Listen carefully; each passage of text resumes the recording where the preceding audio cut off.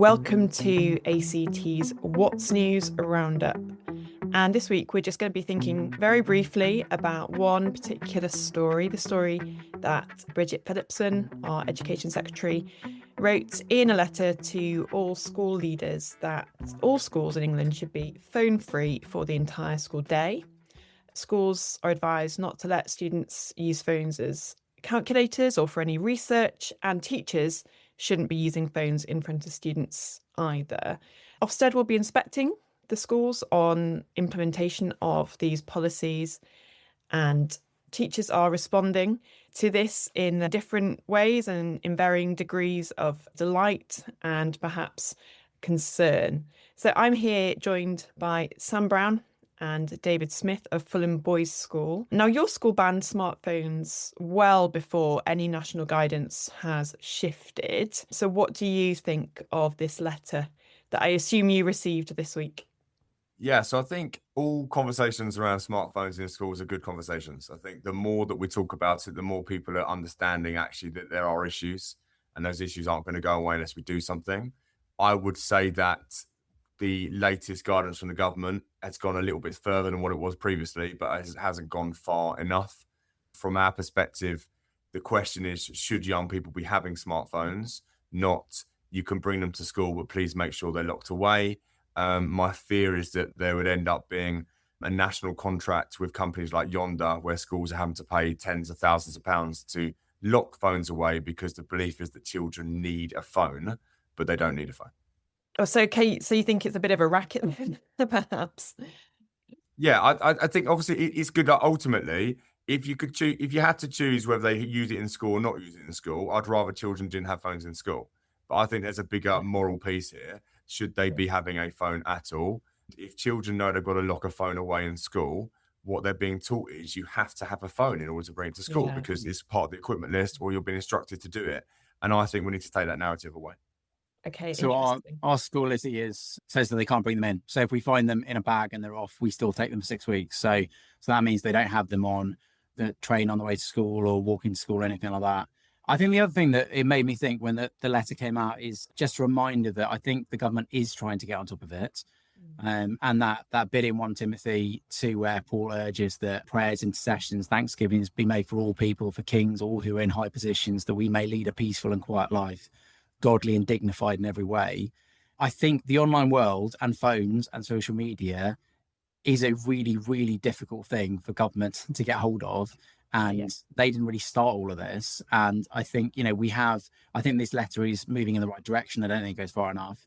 But even things like the age verification for pornography sites, I think that's having an impact now. There was news this week that one of the sites is deciding to basically pull out of Britain because it's just too annoying to be here for them.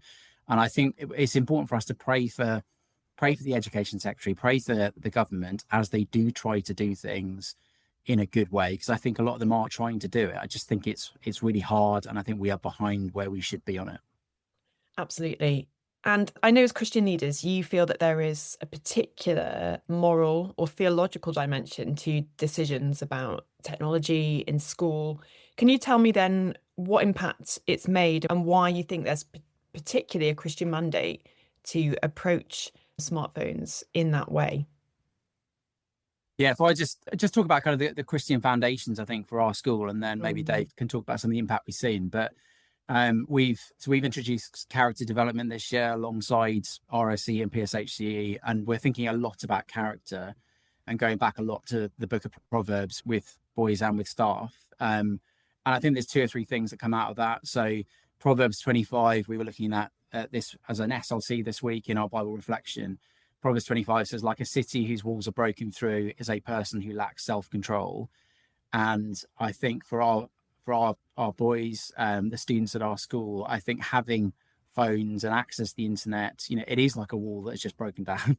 And there's so many different things that can go in terms of, whether that is, people talk about the manosphere, whether that is just addiction, whether that is the impact on offline relationships or social media, comparison game, pornography, all of these different things. And I think any kind of guidance as a school that means that we are putting walls around them, I think is a good thing. But I think also fundamentally, the rules only take you so far. Mm-hmm. So the main quote that we go back to in Proverbs when we talk about character development is Proverbs 27, verse 19, which says, "As water reflects the face, so one's life reflects the heart." So it goes back to heart attitudes. And so we invest quite a lot of time talking to our boys about not just don't use a phone or turn the internet off, because we don't want them to turn the internet off. They're growing up in an online world. But what messages is it sending you? What messages is it sending you about women? What messages is it sending you about your identity and your value? What messages is it sending you about truth and fake news? And so it's dealing with the heart issues and really teaching them. And actually, we're introducing 2 events this year where we're going to be bringing parents in, inviting parents in to talk about these issues. And we're going to show them what we also show the boys, because you need to teach people and educate people and get to the root things, as opposed to just introducing the rules. But the rule does set a boundary and a wall around them we think is really helpful. Dave, do you want to talk about the impact of it? Yeah, I mean, we always say that we did not make this decision because of academics or standards in the school. I think that wasn't our aim. Is about a moral purpose of what we're trying to do with young people. We want to control the narrative. We feel the world gets their teeth into young people far too soon. And we want to say, actually, this is the value of who you are. And we want to have people that love the young people and know the young people to be the ones that actually say, like, this is why your body matters, your view matters, like, everything about you matters, and we can control those things. There's 2 impacts, I would say, in terms of 2 categories. Initially, you've got boys who are socializing with each other so much better. We're on school trips where they're not using their phones. They're spending time with one another more. They're spending time with teachers more, and teachers are their role models, and they're learning from those teachers. And that's having a massive impact. Our safeguarding lead said he's had a 90% reduction in child sexual exploitation incidents that have happened with our younger year groups. And we have boys in year 7 and year 8 whose parents said they would buy them a phone when they went to big school, but because they got a place here, they decided not to. So we've made an initial impact with those younger boys.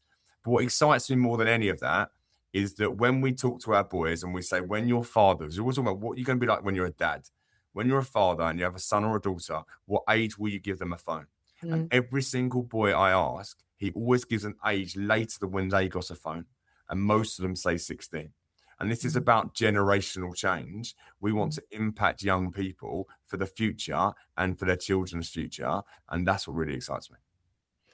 Love it. Well, yeah, you've definitely got the end game in sight. And I think obviously this will be a topic that leaders and teachers themselves may have a variety of perspectives on. But I have to say, personally, I'm pretty won over by the argument, particularly not to have a phone at all on site. And in fact, that's something as a parent we're now thinking about, and we've made that decision. We're not going to let our 10, soon to be 11-year-olds a phone at all until he is ideally 16. And thinking about secondary schools, it's been a bit of a rough one making those decisions, because a lot of the schools in our area have quite a liberal phone policy.